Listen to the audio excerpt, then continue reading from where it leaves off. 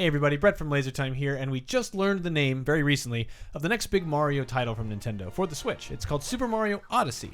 And that name Odyssey got me thinking about all the other names for the big Mario titles throughout the years, and how each of the names, the adjectives, the descriptors, suggested a bigger and bigger adventure. We went from Mario Land to Mario World, and then later to Mario Galaxy, and now we're going on a big Odyssey.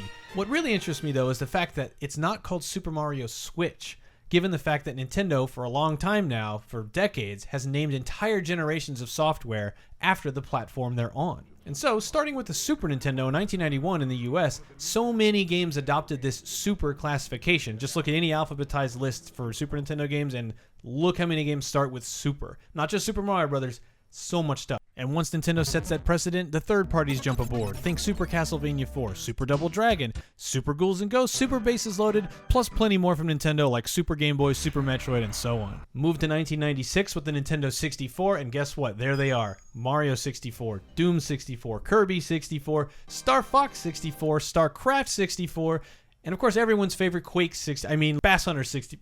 Surely one of these is somebody's favorite game. 2001 brought us the Game Boy Advance, which brought us Super Mario Advance, Tekken Advance, Final Fantasy Tactics Advance, and so on. Again, you can see this repeat over and over on the platform. So given how Nintendo wasn't shy about slapping, seemingly arbitrary things like 64 and Advance at the end of game names, you'd think that when the DS came out in 2004, a whole new era of games would just have DS.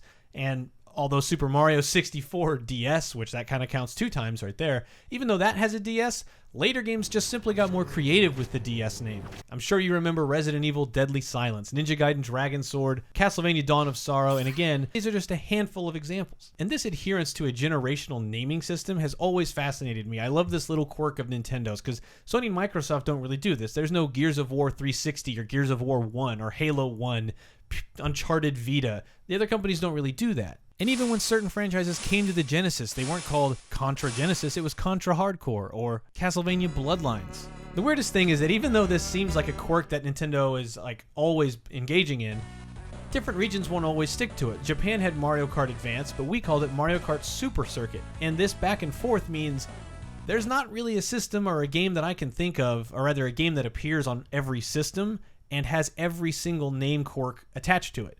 The closest thing I can think of off the top of my head is something like Mario Kart. So we can start with Super Mario Kart on the Super NES. And then after that it becomes Mario Kart 64, and then we get Mario Kart DS and Mario Kart Wii. And after Mario Kart Wii comes Mario Kart 7. Not Mario Kart 3D or Mario Kart 3DS, just 7.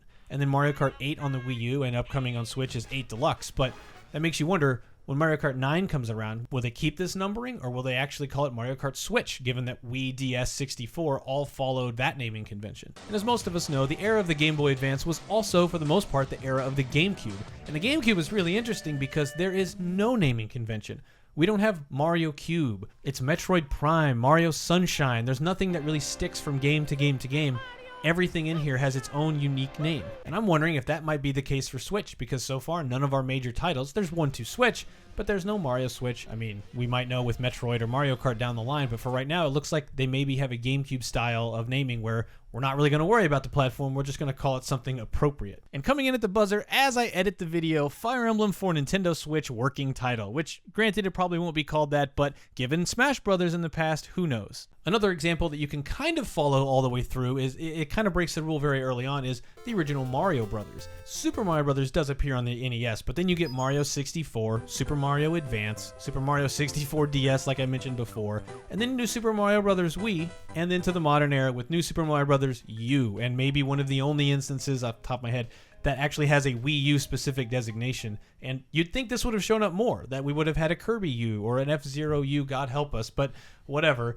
That seems to be the only time that really happened. And I also love when Nintendo does these kind of one-off naming conventions where you think they're not going to be a naming, like why would they use this again? But then they do use it a handful of times over the years, and it becomes this an even lesser known quirk. And what do I mean by that? Well, we just mentioned 2 new games, New Super Mario Brothers, New Super Mario Brothers U, and New Super Mario Brothers Wii. All of this new stuff kind of started in 06 with the New Super Mario Brothers stuff, but there's also the new Nintendo 3DS and Yoshi's New Island. If you had a Game Boy Color, you definitely looked out for anything with a DX at the end, like Link's Awakening DX, Tetris DX, or R-Type DX. Again, a naming convention that was around for maybe a year, year and a half, and then disappeared. Of course, there's 3D for the 3DS, like Ocarina of Time 3D, Star Fox 64 3D, another one that doubles up on 2 different naming conventions from 2 decades apart.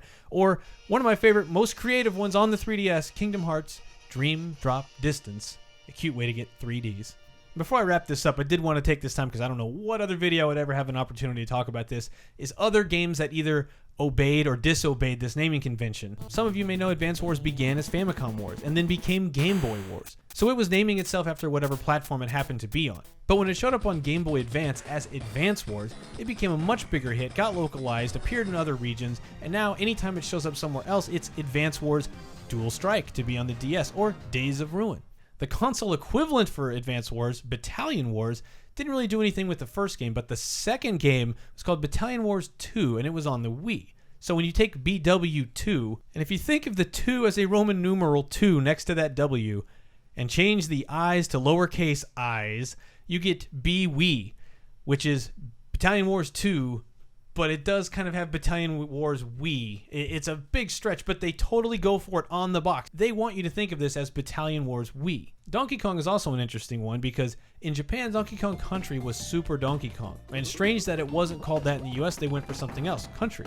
That makes it almost a game that would have, Donkey Kong in the NES, Super Donkey Kong on the Super NES, Donkey Kong 64, and then there was no Donkey Kong Cube. We got Jungle Beat, Donkey Konga, and other stuff, and we kind of lose the naming conventions in the GameCube era. But again, had it been called Super Donkey Kong in the US, that would have been one of the clearest through lines for the whole Nintendo life cycle. Finally, it is worth noting that Legend of Zelda doesn't obey this at all. Zelda operates more like a typical franchise with subtitles that actually mean something to the plot or to the story or that's relevant to you as a player. We don't get things like Zelda 64 or Super Zelda or Zelda DS, and the DS is a case where they could have had a cute subtitle and they didn't. We had Phantom Hourglass and Spirit Tracks. It could have easily been Phantom Hourglass, I don't know, but it could have, and they chose not to. And sure, to some degree, this is entirely trivial because every region handles these namings a little differently and they release in different orders, so it's purely wild, speculative fun from my point of view. One of the biggest stretches I can imagine is in Japan only on the Satellaview, which was a Japan-only Zelda game broadcast through the air that was called BS Zelda no Densetsu, which BS stands for Broadcast Satellite, and this was actually beamed into Japanese homes with voice acting. It's a very strange, ambitious project, but I believe it's the only Zelda that actually bothers to have the platform or the medium that it's using in the name of the game, called BS Zelda no Densetsu, or Legend of Zelda BS, which is unfortunate, but that is what it's called, and it's the only time I can think where they bothered to call it that. But again, it's more of a remake. It's not really a brand new game called Zelda 64 or Les Zelda Satellaview or anything like that. I just included it out of curiosity, I guess. And that kind of wraps it up. I know this thought process and this topic are kind of all over the place, but I just love the idea that Nintendo repeatedly throughout history, when you go, oh, the new platform's called Nintendo 64. What's the new Mario game going to be called? Mario 64. What else would we call it? Oh, what about on the Game Boy Advance? It's called Mario Advance. That's the platform. Like that, nobody else really does that, and I just think that's such a cute quirk over time. And with Mario Odyssey being announced and the Switch and 1-2 Switch and things like that, just got me wondering about all this naming stuff. This might seem random as hell, but it's one of those Nintendo quirks that just sticks with me. And if you're interested in watching me blabber on about other navel-gazy things, you can look at my Castlevania casual look at that timeline. We looked at Final Fantasy logos. We've talked about all kinds of stuff. We streamed tons of old games on here and put the archives up on YouTube. But you can always find out more at lasertimepodcast.com, 302010.net, Game Music Podcast, VG Empire. Lots of fun stuff out there. But hopefully we'll find out some more stuff. Hopefully there'll be something called Switch. And please, God, can I get a new F-Zero before another Nintendo system disappears?